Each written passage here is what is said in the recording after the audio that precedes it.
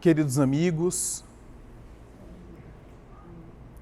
queridas amigas, que o Senhor seja conosco, nos abençoe e nos guarde, nos envolva na sua proteção, nas suas bênçãos, na sua vibração, por intermédio dos espíritos bons. O Dr. Joseph Banks Rhine, o famoso psicólogo da Universidade de Duke, que ficou conhecido e se notabilizou pela elaboração de uma ciência que era uma espécie de versão atualizada da metapsíquica de Richer do século XIX e que agora, com caráter mais da pesquisa quantitativa, isso é, a repetição matemática do fenômeno, a coleção e o agrupar de fenômenos que se repetem para que matematicamente se pudesse confirmar a experiência extrasensorial, diferentemente da tentativa de pesquisa que foi feita pelo Prêmio Nobel de Fisiologia de 1913, Charles Richer, quando elaborou a metapsíquica, ciência que investigava fenômenos paranormais, fenômenos psíquicos.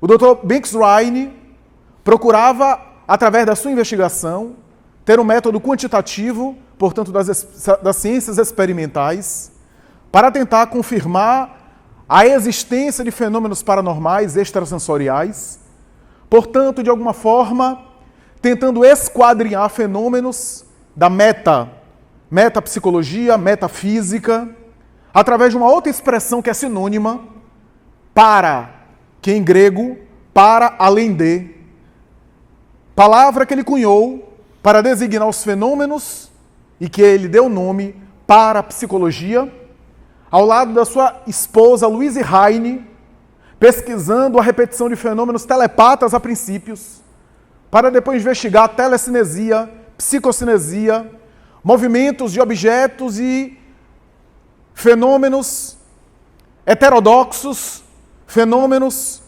sensíveis, fenômenos que chocavam e que produziam alterações de movimento e de ruídos produzidos pela mente humana. Chega em um momento, quando está no auge da apresentação da parapsicologia, ele declara uma frase que ficaria célebre. Ele vai dizer que as criaturas, todas as criaturas, são dotadas de uma função psi. Essa função psi estaria associada, portanto, a uma capacidade extrasensorial, a uma percepção além dos 5 sentidos humanos, que produziria fenômenos invisíveis aos olhos materiais, mas fenômenos provocados pela mente humana. Mais tarde, essa designação de Rhine receberia um complemento, quando elaborando os chamados fenômenos psi-teta, fenômenos que ele elaborava para designar manifestações que não a mente humana produzia, mas agentes extrasensoriais, que ele designava como agentes teta. Ele vai dizer que todas as criaturas são dotadas de uma função psi. E essa função psi, quando aguçada e quando desenvolvida, pode produzir, através de processos não físicos, interferir no mundo físico, porque a mente não é física. Essa palavra dessa autoridade na época, que depois caiu no descrédito, porque a ciência é assim, foi um tanto desconsiderado pelas academias, inclusive perdendo a cátedra, a cadeira de professor de psicologia da universidade referida, a Universidade de Duke.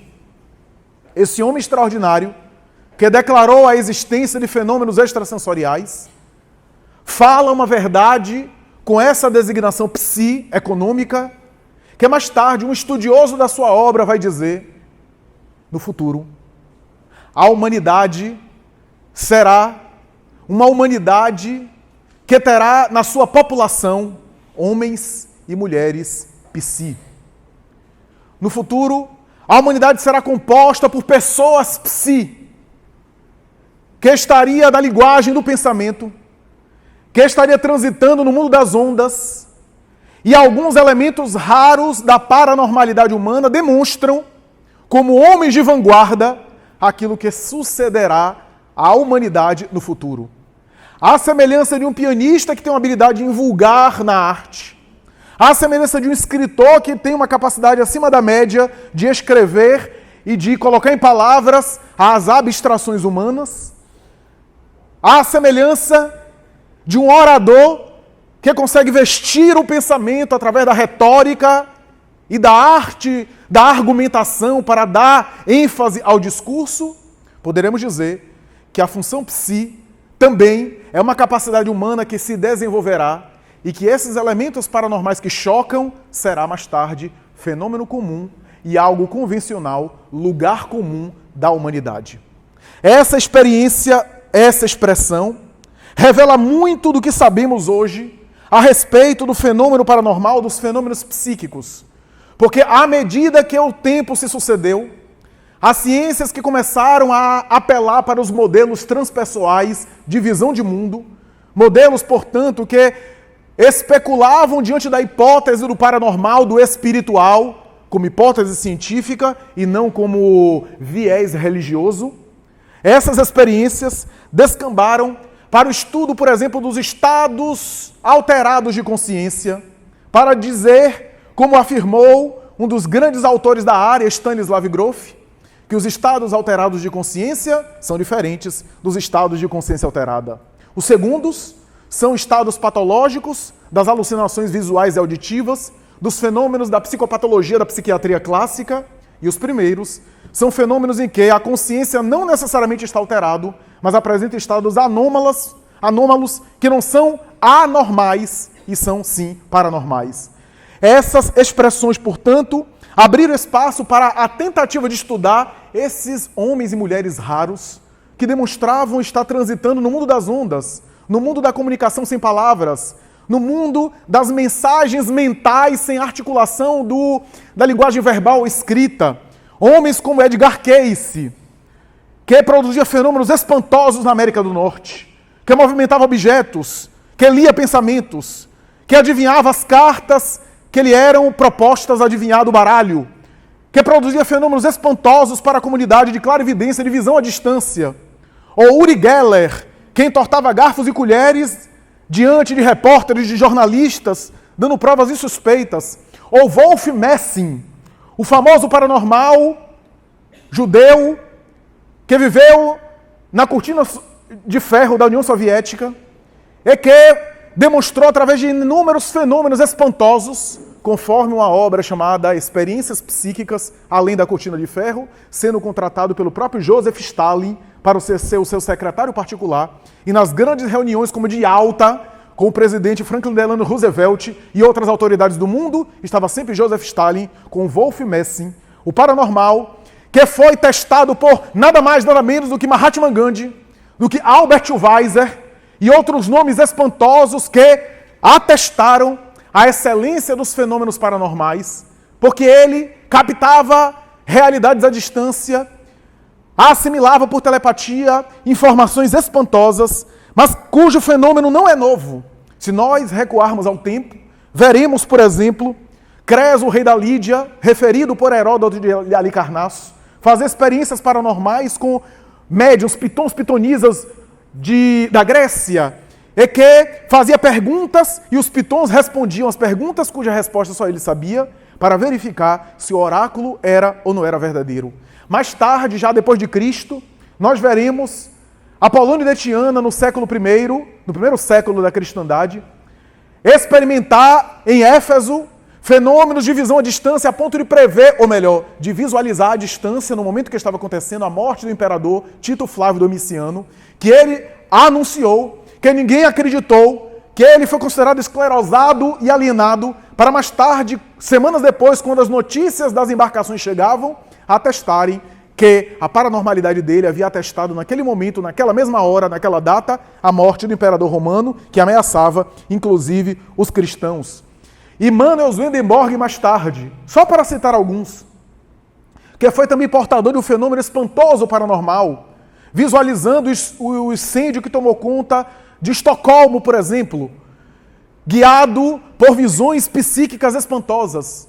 Ou no século XVI, o Papa Pio V, que durante uma das batalhas mais cruéis, em que o exército católico estava ameaçado de ser destruído pelos mouros, E ele teve uma visão psíquica dizendo: acabo de ver Dom Juan de Áustria, o grande general das forças, das tropas cristãs católicas, ensanguentar o Golfo de Corinto, deixar 100.000 mortos, as fogueiras ardem, o exército papal acaba de vencer, celebremos o Te Deum, coloquemos uma missa aqui em homenagem à Batalha de Lepanto, considerada na Idade Média uma das batalhas mais cruéis e mais difíceis, mais complexas da Idade Média, que ele previu pela sua visão psíquica à distância, em um transe que depois voltou à lucidez, pálido, com os olhos quase fora das órbitas, onde ele via à distância aqueles fenômenos. Ou então, só para não ser muito fastidioso, para ser econômico e não nos prolongarmos tanto, porque os exemplos são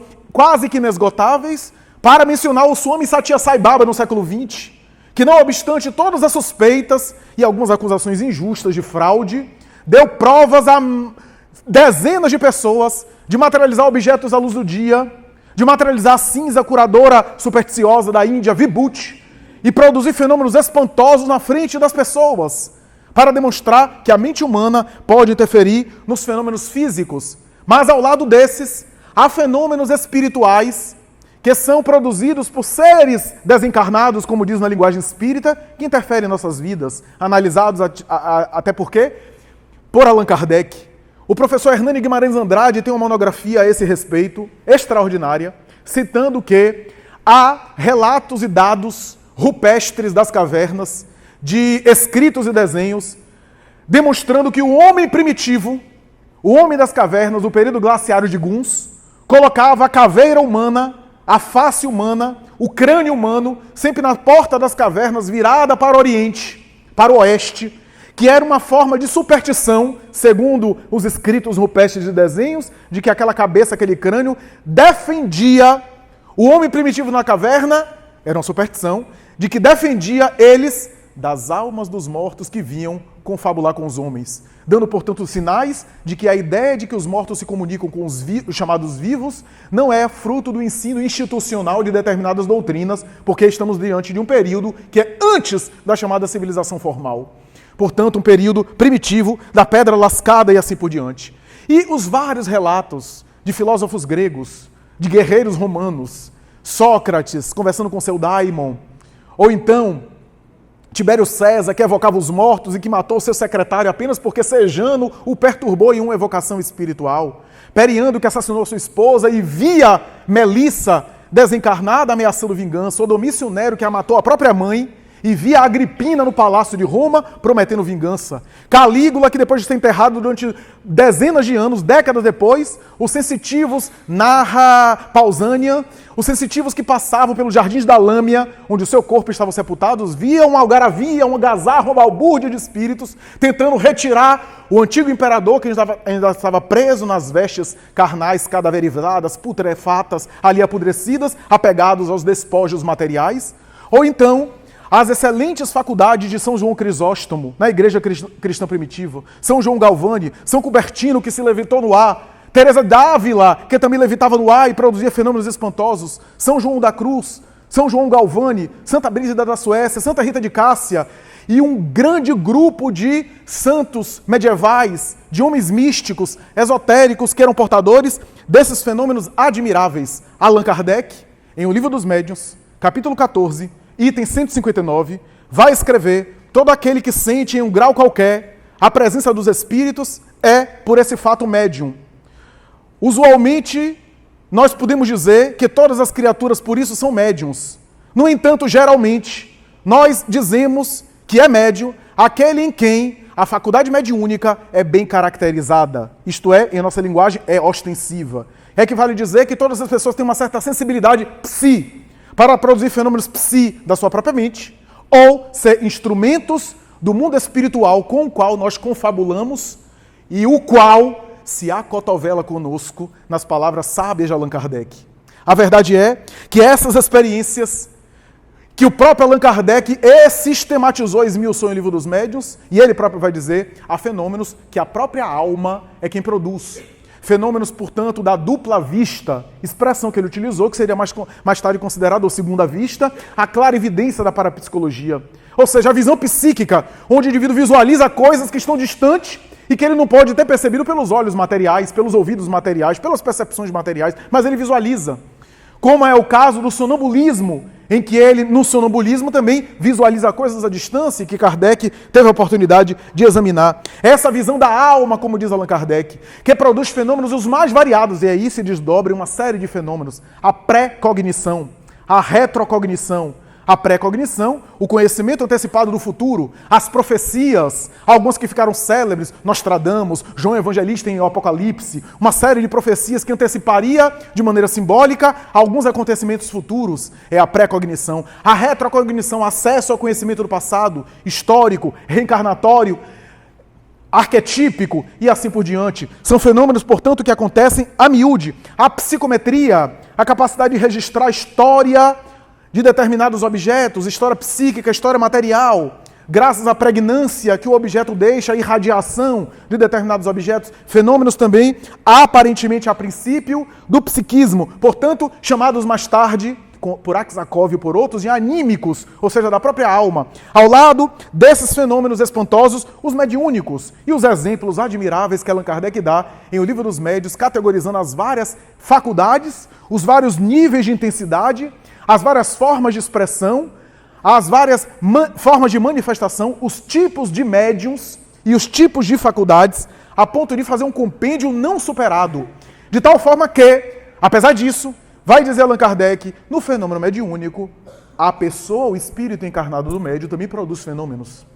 Ao lado daqueles outros fenômenos que são do indivíduo, mas que sofrem influência dos espíritos que constantemente estão interferindo no mundo físico. O que significa dizer que já estava lá na obra da codificação, aquilo que André Luiz mais tarde vai dizer, quando chama os fenômenos paranormais ou fenômenos psíquicos de medianímicos. Mediúnicos e anímicos. Porque, a rigor, na prática, acontecem as duas coisas simultaneamente. O que a gente chama de fenômeno mediúnico é porque é predominantemente mediúnico, embora haja um componente anímico. E o que a gente chama de componente anímico é porque é predominantemente do encarnado, mas sempre também há componentes mediúnicos, porque nunca estamos sozinhos, estamos sempre sintonizados com outras mentes.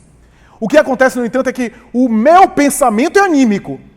Mas até que ponto eu sei esse pensamento que eu estou tendo é meu ou não está sendo influenciado?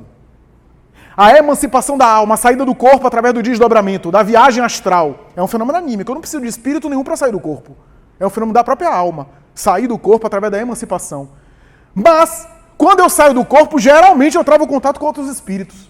E nesse contato com outros espíritos, se eu sirvo de médium, de intermediário, se eu recebo informações que depois eu sou veículo dessa informação, já é mediúnico.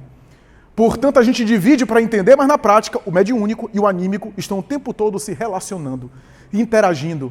Sempre há esse medianímico na expressão feliz do espírito André Luiz, através de Chico Xavier. Essa experiência, portanto, dessa mescla, desse híbrido que acontece o tempo todo no psiquismo humano. O que a gente chama, portanto, de mediúnico, repetimos, é quando a psicografia é de um espírito desencarnado e que eu não interfiro tanto, embora sempre haja uma influência do meu psiquismo, do meu organismo, da mesma forma que quando eu falo aqui por esse microfone, o microfone influencia a minha voz. Se está bom, o microfone influencia positivamente. Se está com defeito, influencia negativamente, mas sempre vai influenciar. Da mesma forma que alguém vai tocar piano, se o piano estiver em boa ou em má qualidade, vai influenciar. A apresentação do virtuose, do pianista, a despeito da sua técnica e da sua qualidade. O animismo sempre acontece, mas o que a gente chama de predominantemente anímico é aquilo que é da própria criatura. Um escritor que escreve uma obra e que vende a obra e que até ganha recursos pelaquela obra, não sendo psicografia, seja uma literatura do próprio escritor, é um fenômeno anímico, ainda que a gente conceba que ele pode ter sido influenciado e intuído pela intuição, pela inspiração, mas é predominantemente anímico, o trabalho de elaboração dele que os espíritos ajudaram. Esses fenômenos, portanto, se misturam muito em uma carta de Mozart a um amigo seu de Viena, e que Leon Denis registra e coloca na obra No Invisível. Ele vai dizer: queres saber como eu componho as músicas, as peças? Eu também não sei direito explicar. De vez em quando eu sou preenchido por ideias as mais variadas. Às vezes ouço a melodia central e tento colocá-la de uma maneira imperfeita na partitura, não apenas a melodia central, mas todo o acompanhamento orquestral.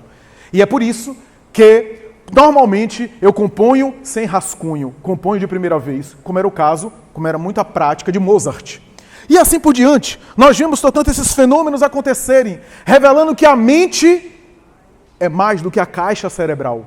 Como diz André Luiz, o cérebro é o gabinete da alma, o escritório da alma, mas que a alma é mais do que esse gabinete. E às vezes transcende ao próprio cérebro, embora o cérebro seja um computador complexo e sofisticado, não consegue abranger toda a capacidade psíquica da alma, que às vezes o transcende, que às vezes não cabe.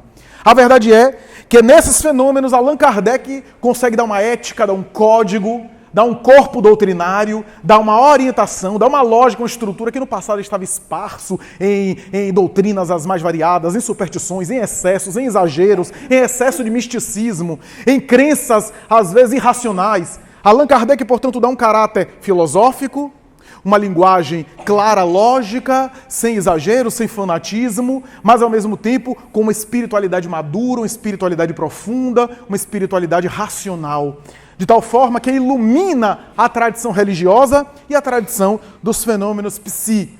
Mas nenhum lugar e nenhum momento da tradição cultural da Terra, como no Evangelho, os fenômenos psíquicos explodiram. Não é senão no Evangelho que esses fenômenos são elevados, não apenas em quantidade, porque em quantidade houve muitos fenômenos, mas sobretudo em qualidade, como aparece no Evangelho, e nunca mais seria repetido. Por isso, a ética espírita e a moral espírita no exercício da mediunidade é a chamada, hoje vulgarmente conhecida, mediunidade com Jesus. O que é a mediunidade com Jesus, senão o exercício ético-moral da mediunidade, cuja conduta cristã adorna o fenômeno, contamina e envolve o fenômeno graças à qualidade da própria postura do médium, que interfere na qualidade do fenômeno mediúnico e do fenômeno psíquico. O Evangelho é rico de fenômenos dessa natureza. Aliás, que desde o Velho Testamento já tem fenômenos que são antecipados. De Moisés no Decálogo, recebendo, como dizia Chico Xavier no Pinga Fogo de 1971, a psicografia na pedra, até mais tarde os grandes profetas, Ezequiel, Elias, Isaías, Malaquias, que foram portadores de fenômenos espantosos, extraordinários, a sarça ardente diante de Moisés, e outros fenômenos espantosos. Até Joel, por exemplo, que anuncia Jesus indiretamente, Joel capítulo 2, versículo 28, quando ele diz, nos dias do Senhor, ele estava falando na época que Jesus estaria entre nós, nos dias do Senhor, Deus disse, eu derramarei sobre a carne, eu derramarei o Espírito sobre toda a carne. Vossos filhos terão sonhos. Vossos velhos terão visões. Vossos jovens profetizarão. Essa expressão está no Velho Testamento, anunciando o momento da vinda do Senhor, que, aliás, foi antecipada assim, com vários fenômenos. Mais tarde, o apóstolo Paulo diria, nesses tipos de fenômeno, visão, profecia, quando ele escreve a Epístola aos Coríntios e fala da diversidade dos carismas, palavra que deu origem ao movimento carismático. Os carismas em Paulo, Epístola aos Coríntios, fala dos variados tipos de fenômeno. Carisma para escrever, carisma para falar em línguas estranhas, carismas, portanto, xenoglossia, carismas para falar em sabedoria, portanto, intuição, através da palavra, através da palestra, através do discurso, carismas para curar e assim por diante. Os diversos carismas que o apóstolo Paulo ali elenca para... No entanto, desde o nascimento do Senhor, desde a gravidez da sua mãe, a gestação de sua mãe, os fenômenos explodirem. Maria e Isabel, as duas primas, mães dos futuros Yahshua ben José, Jesus filho de José, e Iocanaan, João o Batista, ambos esperados, e ambas conversam falando sobre a aparição do anjo, do ser de luz, que aparece anunciando a gestação e os futuros filhos, os futuros ali, primos de segundo grau, o outro que anteciparia Jesus na tarefa do seu messianato, cheias do Espírito Santo, como diz o Novo Testamento, que tomadas pelo Espírito Santo viram o anjo Gabriel, cheias do Espírito Santo, expressão bíblica, que significa fenômeno psíquico, fenômeno mediúnico, fenômeno espiritual. E mais tarde, o nascimento dele, os 3 reis magos, que são conduzidos pela estrela, que segundo Carlos Pastorino, no seu Sabedoria do Evangelho, vai dizer que essas estrelas que iam guiando, você não acha que é um fenômeno ali astronômico, que foi guiando os 3 reis magos, que é provável, segundo o texto, que teriam sido seres de luz, e que a tradição judaica colocou como estrelas porque os seres espirituais de Yahvé compunham um exército de estrelas na tradição bíblica antiga. Daí a ideia de que Deus é o Senhor dos exércitos de estrelas. É interessante porque no Evangelho segundo o Espiritismo, no seu prefácio, há uma comunicação do Espírito de verdade que Kardec coloca, e ele vai dizer que os Espíritos do Senhor, quais um exército, são as estrelas dos céus que caem na terra para confundir os orgulhosos e para fazer luz aos cegos e falar sobre a verdade. Portanto, remontando essa tradição judaica, essa tradição de Israel. Quando o menino nasce, é levado à sinagoga e Simeão, o ancião, que o pega nos braços, vai ter uma exclamação e uma visão psíquica, uma visão espiritual, quando, através da sua dupla vista, sua segunda vista, ele percebe ali que se tratava do Messias e diz: esses olhos já podem morrer, porque acabaram de ver a salvação. Já que Yahshua, Jesus, significa, traduzido para o português, salvação. Portanto, era um trocadilho. Ele viu a salvação, ou ele viu a salvação? O menino era a salvação, porque o nome Jesus é salvação, ou ele viu a salvação simbólica? Ambos. Mais tarde, no próprio messianato, quando ele começa a se revelar, na primeira oportunidade em Caná, no casamento de amigos da sua mãe, ele transforma, segundo o texto bíblico, em que pese as polêmicas, se foi parábola ou se não foi. Allan Kardec especula em A Gênese se foi uma parábola ou não, mas, não obstante tudo isso, segundo o texto, transforma a água em vinho, dando ali, ou conferindo ali, a experiência da sua primeira aparição pública e do seu primeiro fenômeno que chamou a atenção, no Monte Tabor mais tarde. Ele sobe na montanha do Tabor, acompanhado dos 3 discípulos mais próximos, João, Pedro e Tiago, e ali transfigura-se, naturalmente gerando ali a irradiação psíquica de luz, e aparecem Elias e Moisés, as 2 pessoas mais importantes da cultura hebraica, que confabulam com o Senhor. Pedro fica espantado. Um autor chega a especular, porque o texto evangélico diz que os apóstolos dormem. Como é que dormem num negócio desse? Como é que aparecem Elias e Moisés, as 2 pessoas mais importantes, e o próprio Jesus se transfigura e eles estavam dormindo?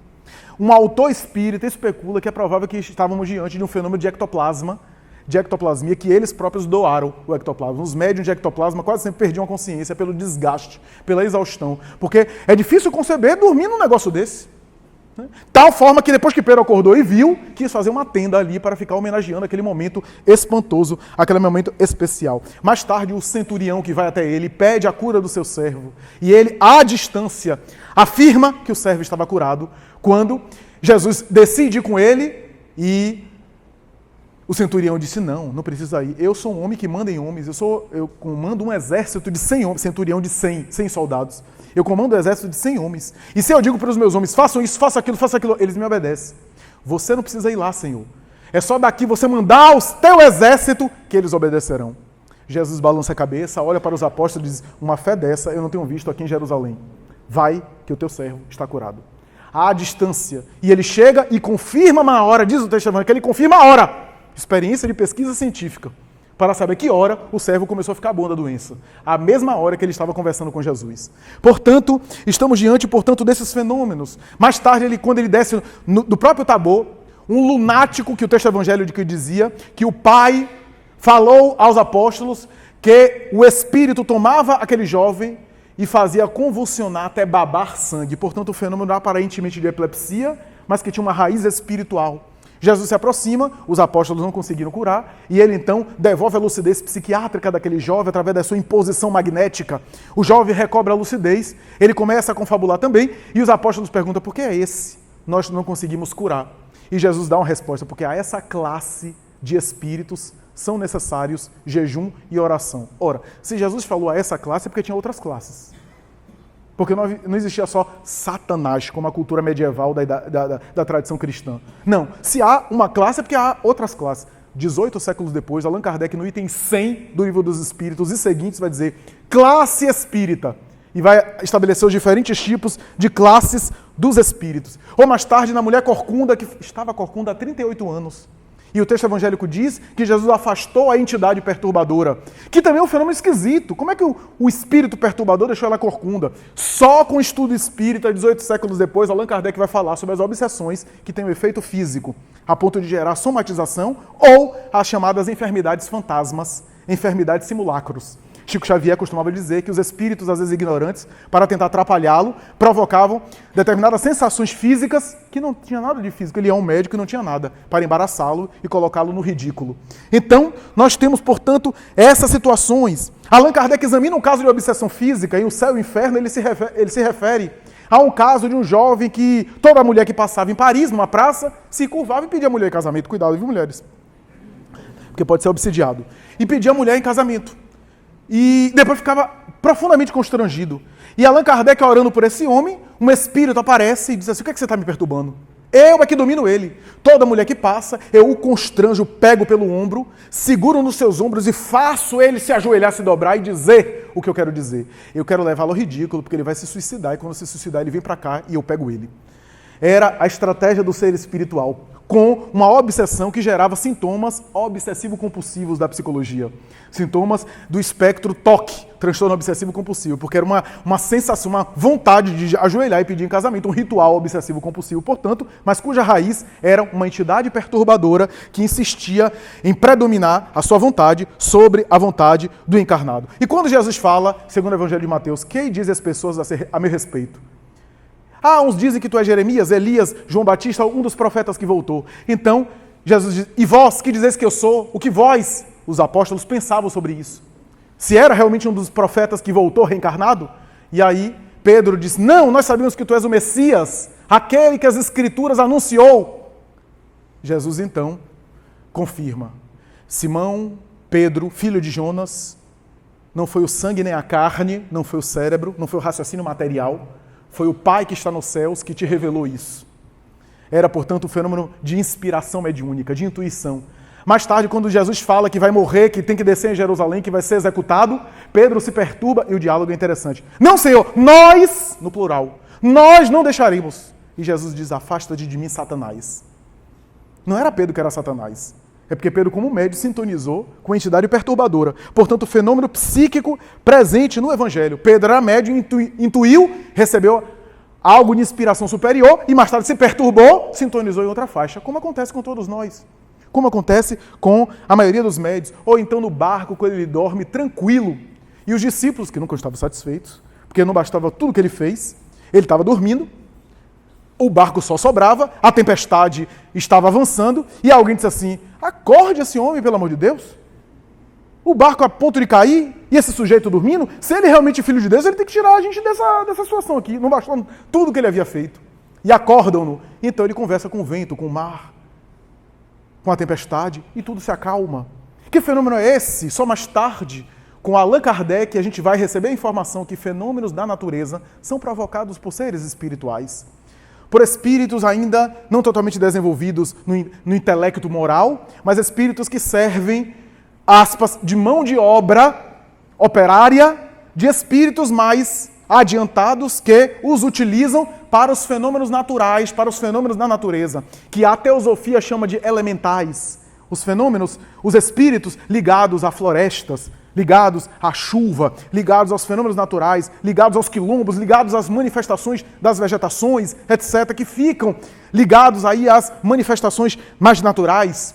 Mais tarde, Jesus multiplica os pães e os peixes, fenômeno que o Livro dos Médiuns explica como de transporte, ou de materialização, ou de ideoplastia, através da manipulação do fluido cósmico, combinado com fluidos aí animalizados, com fluidos do encarnado, portanto um fenômeno anímico e também um fenômeno mediúnico. Ou então quando ele pede a Pedro para jogar a rede em determinado local, e quando Pedro puxa, estava cheio de peixe. Visão psíquica, ali à distância. Também caminhando no mar, que pode ser tanto um desdobramento, o corpo dormindo no desdobramento, e aparece perispiritualmente ali visível, diz Allan Kardec em A Gênese, ou então ele próprio caminhando no mar e anulando a lei da gravidade, como aconteceu com Daniel Douglas Home no século XIX, que chegou a ser levitado no ar, como aconteceu aqui no Brasil com Mirabelli, Carlos Mirabelli, que chegou a ser fotografado, que chegou a ser pesquisado por Alfrânio Peixoto, por César Zama, fotografado de maneira insuspeita.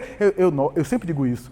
Eu vejo gente criticando essas experiências de Mirabelli, dizendo assim: não, foi Photoshop, essas fotos. Eu queria saber se em 1913 tinha Photoshop. Com aquelas câmeras de fotografia que pareciam uma geladeira de tão grande.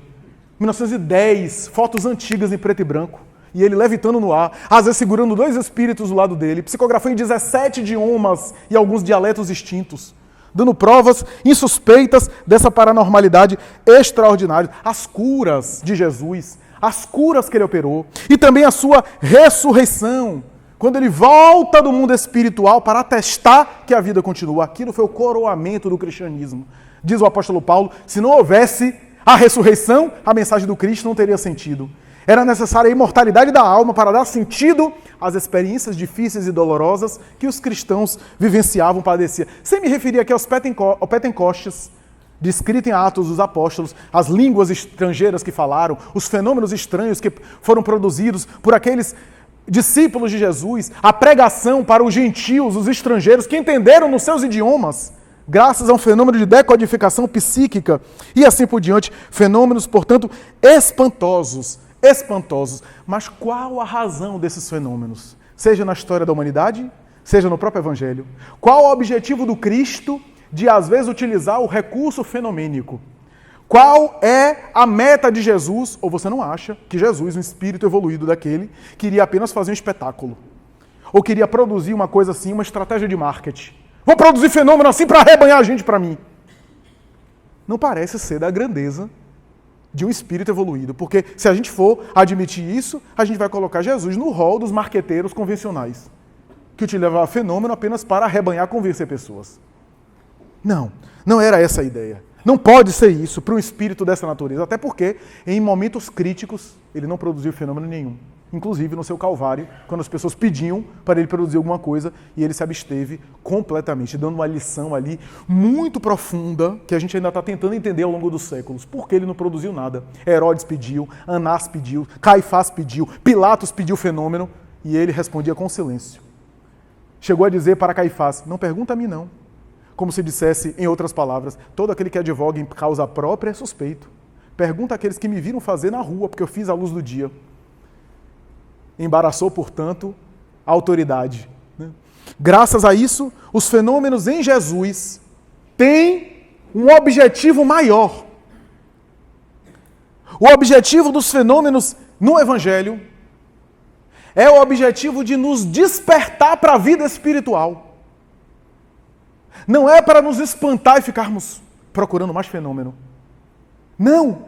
É para nos despertar o olhar e a sensibilidade de que não estamos a sós. Que há um mundo espiritual que está o tempo todo se relacionando com a gente. Porque fenômeno por fenômeno, a gente fica no fenômeno até desencarnar, e aí a gente vai ver o fenômeno desencarnado. O fenômeno pode ser apenas para entreter. E o fenômeno em si não nos melhora como pessoas. Mas, para a ignorância da época, aquelas experiências, em alguns momentos, era uma forma de despertar os apóstolos para a sensibilidade em relação ao mundo espiritual. Cura! O que é que significa as curas de Jesus? 38 curas aproximadamente do Evangelho. Falávamos isso numa casa hoje de manhã. Toda a cura que Jesus operava era para chamar a atenção do paciente de que aquele problema no corpo era um símbolo de uma doença da alma. Vai e não tornes a pecar. Ou seja, se você não for até as causas, vai suceder outra coisa parecida. Como acontece a miúde conosco. O que é que adianta eu fazer um tratamento espiritual, ficar bom do braço, daqui a pouco a perna? Porque a causa eu não removi. Eu fico só esperando os espíritos resolverem minha vida. E não modifico, porque toda a problemática que eu vivo tem raízes em mim mesmo. Médico sou eu mesmo de mim mesmo. Vai e tua fé te salvou. Ou tua fé te curou, disse Jesus. Ou seja, nós somos os médicos de nós mesmos. Tem uma parte que é nossa que a gente precisa fazer. Porque qualquer problemática de saúde, física ou mental, não é aleatória. Não aconteceu do nada, tem raízes profundas. Que nós precisamos investigar. Que nós precisamos também mudar o estilo de vida. Daí as curas do corpo eram chamada de atenção dele para as curas da alma. Daí os fenômenos espirituais era para falar de um fenômeno ainda maior. Desenvolver a nossa espiritualidade. Desenvolver os olhos de ver e os ouvidos de ouvir, como ele dizia. Que é o senso da vida. E quando eu falo do senso da vida espiritual, não estou falando de desenvolver mediunidade, não. A mediunidade, o fenômeno, a faculdade mediúnica é secundária, é periférico nesse sentido. Se a pessoa tem uma capacidade neurológica, porque a gente sabe que a faculdade ostensiva tem uma disposição orgânica, neurológica, para o transe, para a comunicação, muito bem, que exerça, que se dedique, que direcione. Mas não é isso o mais importante, é desenvolver a sensibilidade interior. Porque mesmo aquele que não é médium, se fizer muito silêncio interior, vai sentir as presenças. Vai sentir o mundo espiritual. Talvez não tenha um fenômeno de visualizar o espírito, porque isso depende de uma disposição neurológica compatível para a mediunidade ostensiva. Mas vai acessar o mundo espiritual. Não precisa você viajar para receber carta do parente no outro lado do mundo, não. Você pode contactar com o seu ser querido pelo psiquismo, fazendo silêncio interior, que é isso que a gente não faz. Emmanuel tem uma mensagem que vai dizer: a mediunidade começa na intuição e acaba na intuição.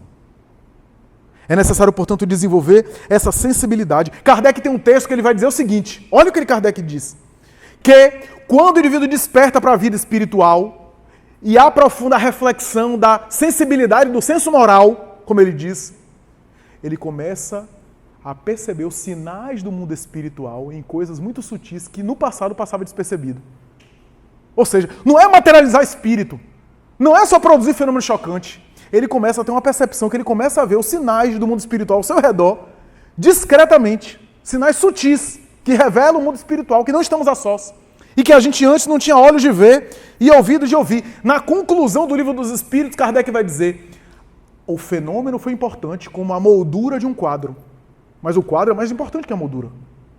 O fenômeno foi o instrumento pelo qual a doutrina veio. Mas a doutrina espírita sobreviverá no futuro, palavras de Allan Kardec, pela força das suas ideias e não pelos fenômenos que provoque.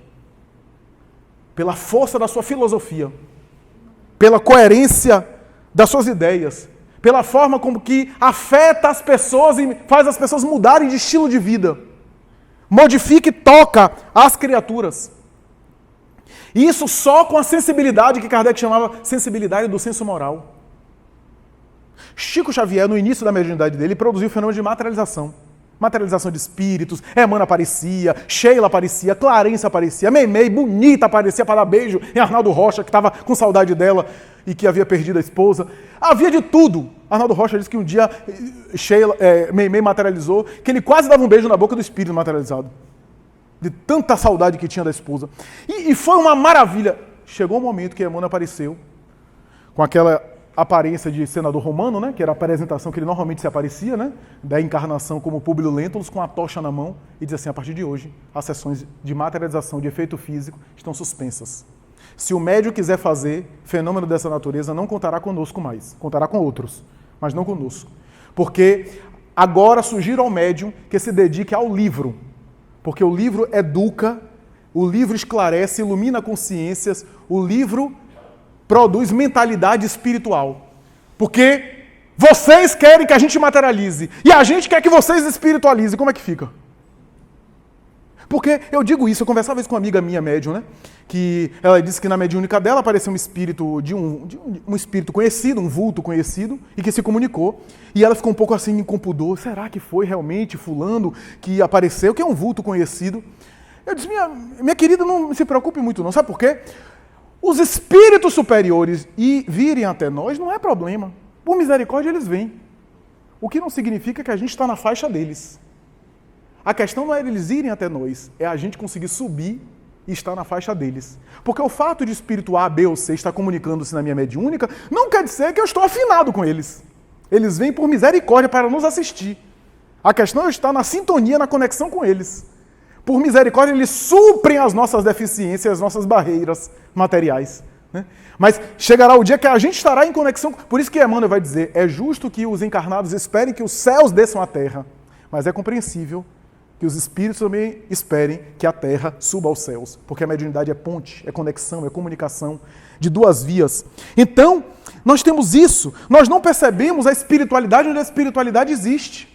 Eu comentei em outra palestra que eu conheço mais de uma pessoa que conviveu com Chico Xavier em Uberaba, que esteve com Chico, e eu já vi mais de uma vez, pessoas me dizerem assim: eu não vi nada demais.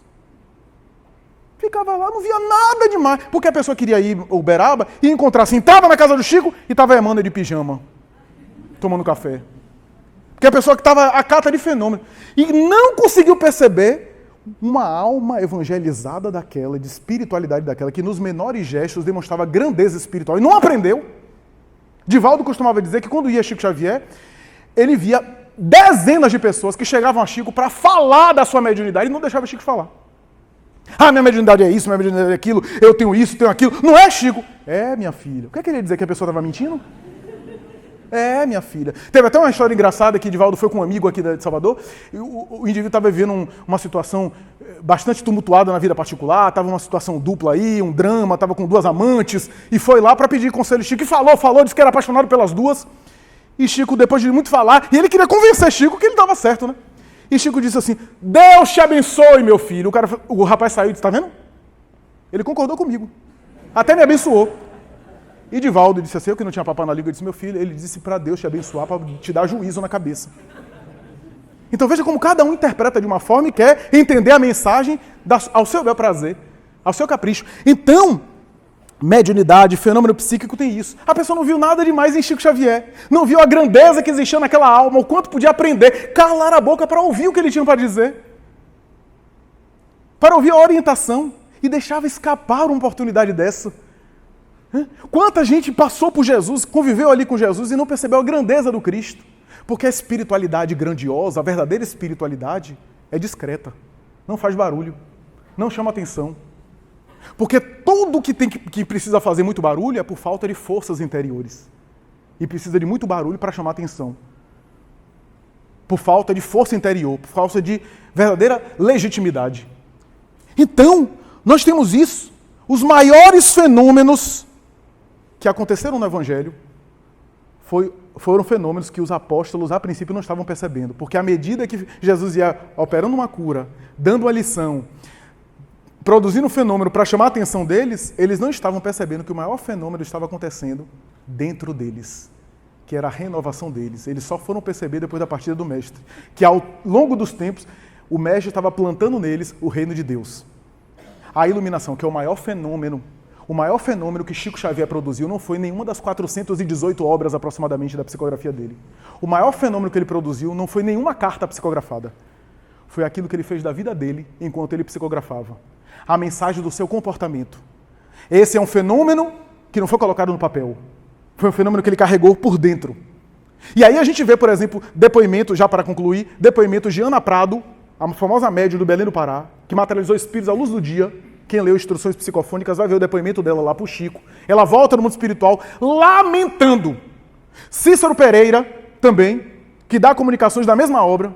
Ana Prado vai dizer o seguinte, eu produzi fenômenos de materialização à luz do dia. Choquei a imprensa da minha época. E hoje eu lamento não ter me dedicado à evangelização, minha e das pessoas. Porque nenhum fenômeno que eu produzi conseguiu tornar ninguém uma pessoa melhor. Não sensibilizou ninguém para uma vida melhor. As pessoas ficavam chocadas e continuavam nas mesmas vidas. Cícero Pereira dizia que atendia filas quilométricas em Belo Horizonte, de tratamento de cura, de fluidoterapia. Tudo isso muito bom. Tudo isso que é uma bênção de Deus. E ele vai dizer mais tarde, cheguei aqui no mundo espiritual e encontrei as mesmas pessoas que eu atendia nas filas de tratamento espiritual. E o que é pior, se queixando dos mesmos problemas. E eu acho que vão reencarnar com os mesmos problemas. E eu fiquei tão preocupado com a cura que esqueci da evangelização. Porque a instrução informa, a educação forma, mas a evangelização transforma. Então, meus amigos, o maior fenômeno que nós podemos fazer, e o maior fenômeno que está embutido no Evangelho, não foi um fenômeno que chamou atenção aos olhos materiais. Foi o fenômeno da iluminação por dentro. Espiritualidade é a quantidade de conteúdo espiritual que você já carrega dentro. Como diz Joana, não basta entrar na doutrina, mas é necessário deixar a doutrina entrar. Não basta entrar no centro, é necessário permitir que a proposta seja internalizada. Do contrário, a gente vai ter muito conhecimento de espiritismo, mas não teremos a espiritualidade, que é conquista interior. Fenômeno, portanto, mais importante, além dos fenômenos mediúnicos, é o fenômeno de ser médium da luz, médium do bem, médium do amor, como diz Viana de Carvalho, em uma bela mensagem psicografada por Divaldo Franco. Pensemos, portanto, sobre tudo isso. Muito obrigado, muita paz.